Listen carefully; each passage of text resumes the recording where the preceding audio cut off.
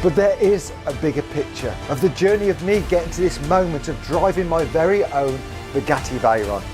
It has been 21 years in the making. Mark McCann paid over $1 million for a Bugatti Veyron that could barely move forward and couldn't reverse at all.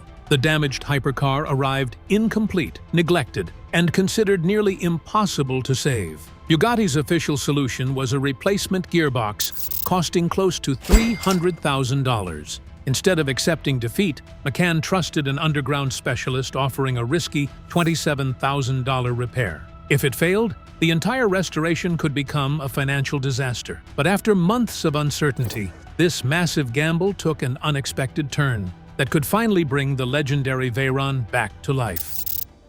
The hidden transmission crisis.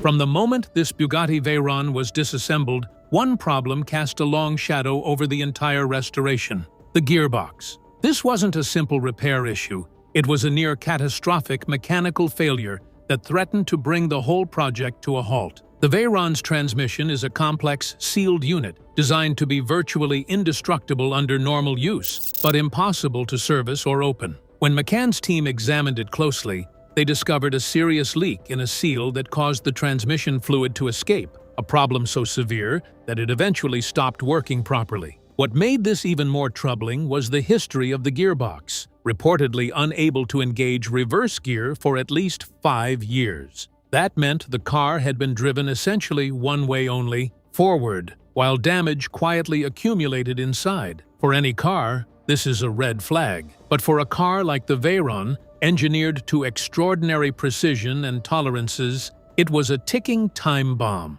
The normal repair protocols wouldn't apply, since Bugatti designed the system to be replaced rather than repaired. The official solution was clear but expensive: a full gearbox replacement that could easily top £200,000. Such a cost was staggering on top of the already high price McCann paid for the car. Yet even with that daunting figure, McCann held out hope there might be alternative ways to fix the transmission without paying the full replacement price. The problem was that no one at Bugatti was authorized or even equipped to open the gearbox and attempt repairs. It was a sealed box, literally and figuratively closed off to outside hands. The official line was firm: replace the entire assembly or accept that the car might never function as intended again. This set the stage for a restoration defined by high stakes and uncertainty. The transmission problem wasn't just about mechanical failure. It symbolized the limits of factory support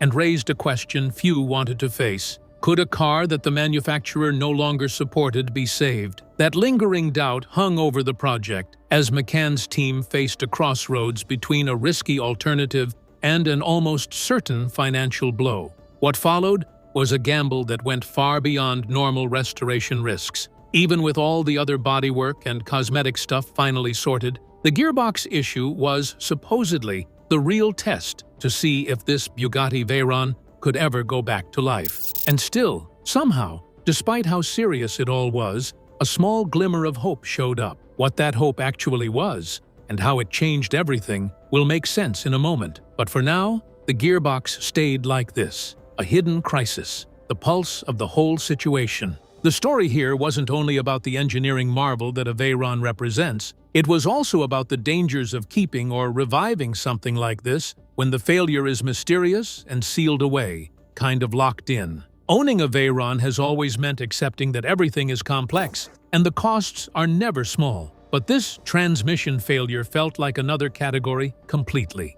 It wasn't just expensive, it was more like a mechanical puzzle no one at Bugatti, not even them, really knew how to crack. That uncertainty turned this restoration into something you don't really see often, and it pushed McCann and his crew to deal with the unknown in a way most owners never have to. This mystery inside the drivetrain started to swallow the rest of the problems on the car, and it created this constant back and forth between hope and despair. What McCann was about to uncover would mess with what people think about repair work, about value, and about what's even possible when you're doing hypercar restoration. The result didn't rely on money alone. It asked for new ideas and the willingness to take risks. The gearbox problem raised a key question. At what point does a dream car become an impossible project? The answer depended on what happened next. The decisions McCann made once the official avenues shut down and the strange alternative roads started to appear. Transitioning from the heart of the Bugatti's mechanical struggles, it's important to understand the passion that drove McCann to take such a high-risk path in the first place. Origins of an unlikely dream.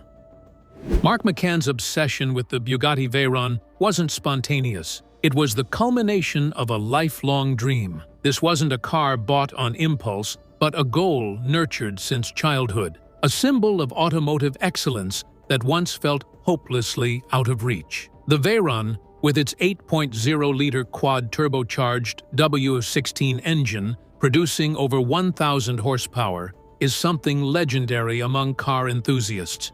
To finally own one meant breaking into an exclusive world few people ever enter. What makes owning a Veyron even more challenging than its price is scarcity. These cars were never mass-produced, and most of those that exist are tightly held by collectors and enthusiasts who understand their value deeply. When one shows up for sale, especially one priced below market and in questionable condition, buyers need to move fast or lose out entirely. That urgency was part of what drew McCann in. He wasn't hesitant. He was ready to take a gamble others might avoid. This particular car didn't just have any background, it had a story. Formerly owned by a Middle Eastern royal and modified by Mansory, a German tuning house known for extreme customization, it wore aggressive carbon fiber body panels and sported a look designed to stand out, even in the rarefied Veyron world. But the glamour faded quickly when the car arrived. Broken down into two halves,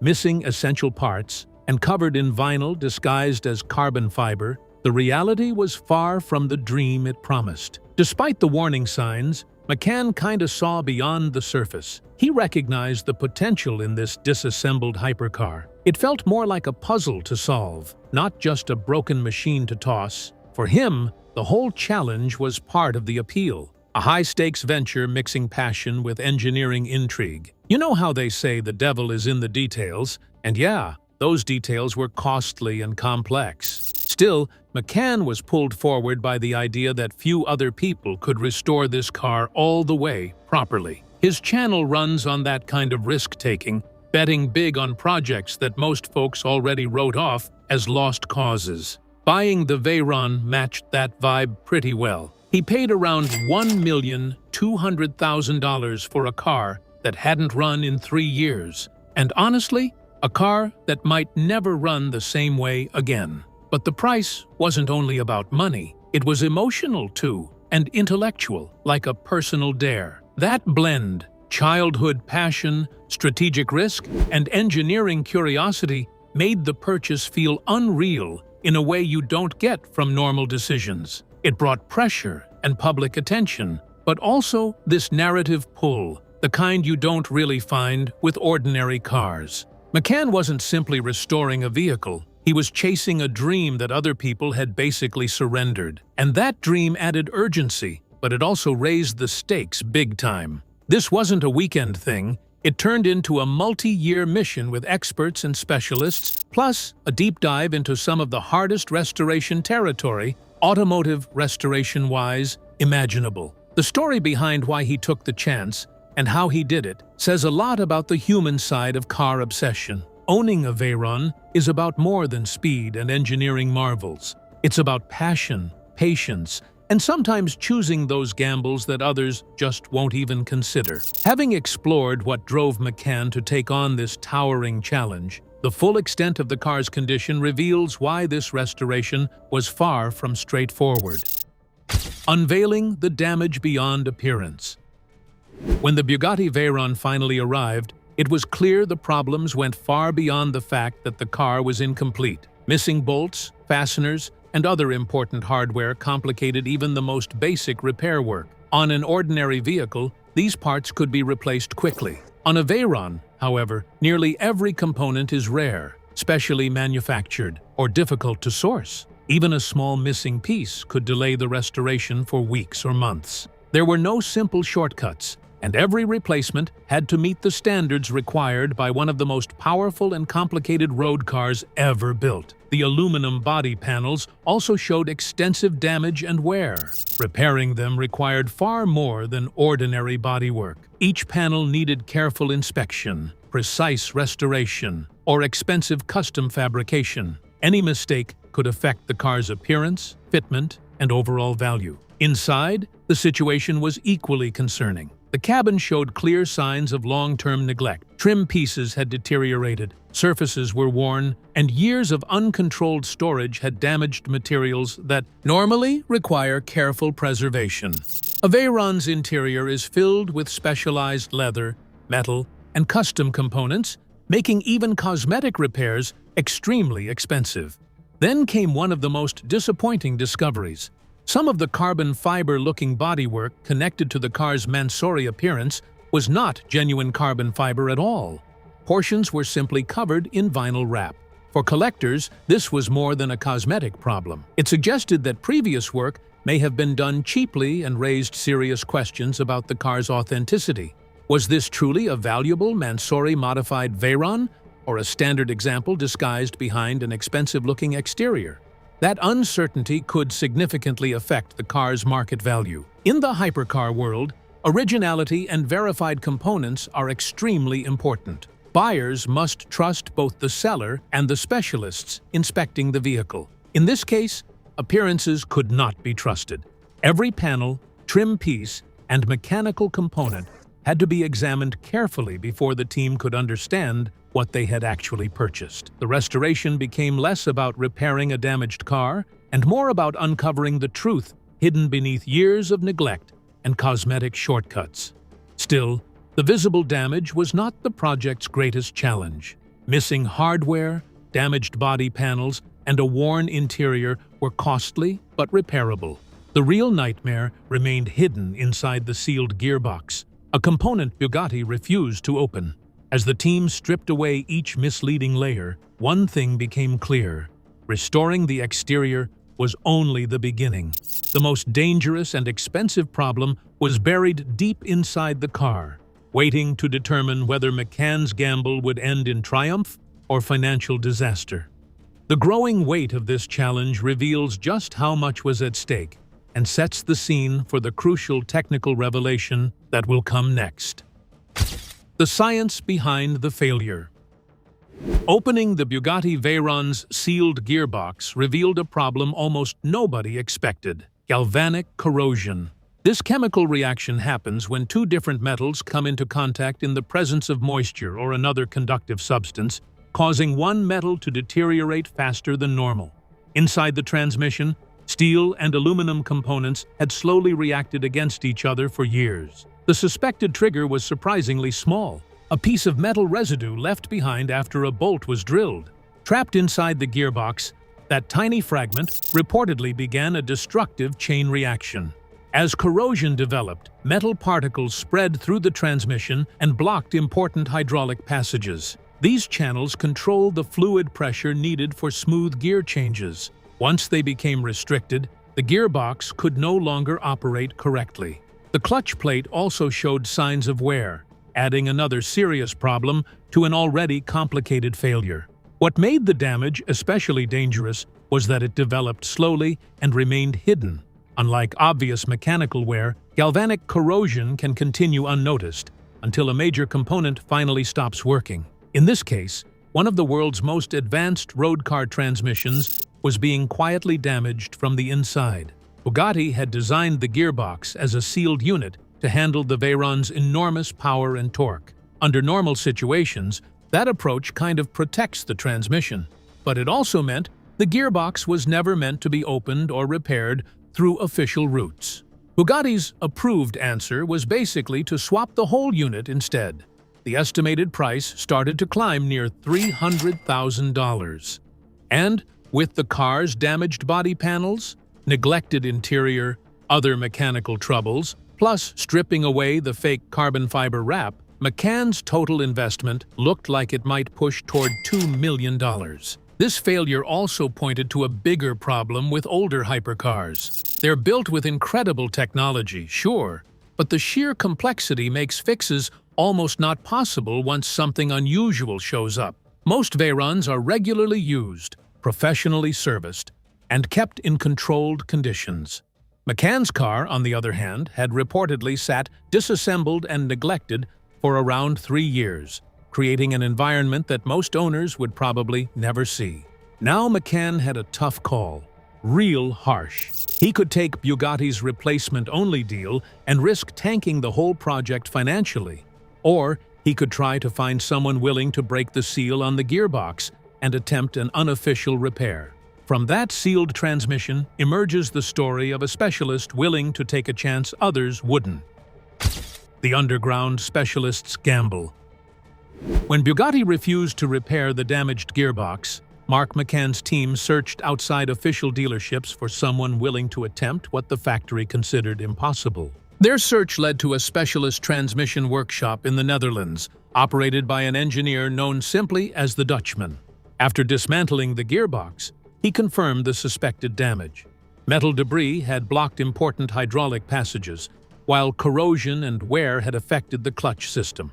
The problem was serious, but unlike Bugatti's conclusion, the specialist believed the original transmission could still be saved. That possibility completely changed the restoration. Bugatti's proposed solution reportedly cost close to $300,000 because it involved replacing the entire gearbox. The independent repair was estimated at approximately $27,000. For McCann, that dramatic difference meant the project could continue, but the cheaper option came with no guarantees. The specialist had to carefully clean the gearbox, repair damaged components, and recreate parts that were no longer readily available. Computer-aided design and precision manufacturing were used to reverse engineer custom pieces. Additional help reportedly came from an experienced former Ricardo transmission engineer familiar with high-performance drivetrains. Every component had to meet the extreme demands of the Veyron's quad-turbo W16 engine. A gearbox that worked on a workshop bench could still fail once exposed to the immense forces of real driving. If that happened, McCann would lose more money, more time, and possibly his final chance to save the car. Despite the pressure, the team continued. Each repaired seal, bolt, and clutch component brought the impossible project closer to reality. Trusting an independent specialist instead of accepting the factory's verdict became the restoration's defining gamble. It was the moment the story began shifting from an expensive disaster towards something far more hopeful, the possible resurrection of a hypercar everyone else had already given up on. And then, unexpectedly, the Veyron moved again, challenging assumptions about what's truly possible in the world of restored hypercars. An unlikely comeback. After months of relentless work, the moment almost nobody believed would happen finally arrived. The rebuilt gearbox was installed, and for the first time in years, the Bugatti Veyron could move both forward and backward again. Its reverse gear, which had been unusable for around 5 years, worked flawlessly. It was more than a mechanical repair. It was proof that a project many considered impossible could actually succeed. The Veyron had originally arrived in 2 pieces, after being written off as beyond saving, and honestly, it felt like that was that. But then, with sheer determination from one independent specialist, the kind that is willing to take risks, the car slowly started coming back to life. Fans even gave it a goofy name, Spaghetti Veyron, since the restoration was like impossibly intricate. What once looked like a pile of scrap was turning into a functioning hypercar once again, piece by piece. Still, the journey is not over. The cabin, the bodywork, and the final mechanical tuning all need more focus before it can be called fully complete. Even so, the whole project has already flipped from a cautionary tale into something more uplifting, an example of stubborn persistence, plus engineering imagination. And its success doesn't stop at just one rebuild. When they repaired a gearbox issue that many people saw as beyond practical recovery, it quietly pushes back against the old assumptions about modern hypercars. It also reveals the quieter headaches inside the Veyron's sealed transmission setup, and why skilled specialists matter. especially those who can think past factory procedures, not just follow them. Right now, enthusiasts are watching closely, waiting to see if it could show up at Silverstone, and if it does, it might publicly prove how far it has come. Whether Mark McCann will get his investment back is still uncertain, sure, but one thing is clear. This is no longer only a story about failure. It's a story of determination, of new ideas, and of refusing to treat impossible like the final period ever. Mark McCann's Veyron gamble turned from a near disaster into a remarkable comeback, proving that even the toughest problems can have solutions beyond the official path. This story is a testament to passion, patience, and the courage to take risks when everyone else has given up. If you enjoyed this deep dive into one of the most fascinating hypercar restorations, make sure to like and subscribe for more stories that push the limits of automotive ambition. Then, keep watching by clicking the next video on your screen, where another incredible automotive gamble takes an unexpected turn.